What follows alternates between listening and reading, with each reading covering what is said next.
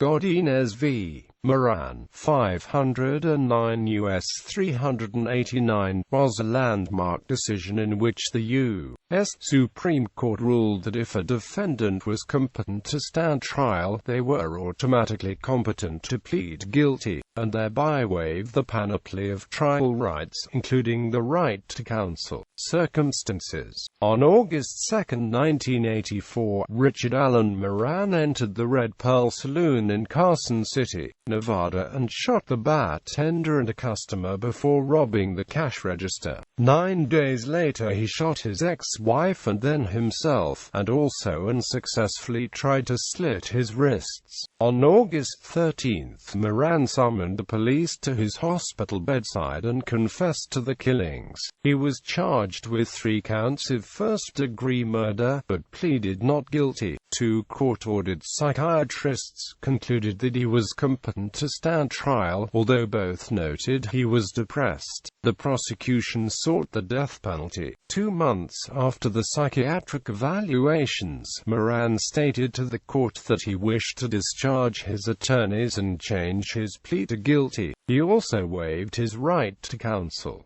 After his trial he was sentenced to death. Moran then sought state post-conviction relief on the grounds that he was mentally incompetent to represent himself. The trial court held an evidentiary hearing and then it rejected his claim. Appeals. Moran's appeal to the Nevada Supreme Court was dismissed and a federal district court denied his petition for a writ of habeas corpus. However, the Court of Appeals reversed this decision, concluding that due process required the trial court to hold a hearing to evaluate and determine Moran's competency before accepting his decisions to waive counsel and plead guilty. It also held that the trial court erred by using the wrong legal standard. It stated that competency to waive constitutional rights requires a higher level of mental functioning than the level of mental functioning required to stand trial. They reasoned that competence to stand trial requires only that the defendant have a rational and factual understanding of the proceedings and is capable of assisting his counsel, while competence to waive counsel or plead guilty requires that the defendant has the capacity for reasoned choice among those choices available. Moran petitioned the Supreme Court on a writ of certiorari decision. In a split decision, the court found that competency to stand trial and competency to plead guilty were equivalent competencies. In other words, if a person was found competent for one, the person was automatically competent for the second. Further, the court held that a person who is competent to stand trial is also competent to waive an attorney and proceed pro se. The court held that it was irrelevant if the individual represented himself inadequately.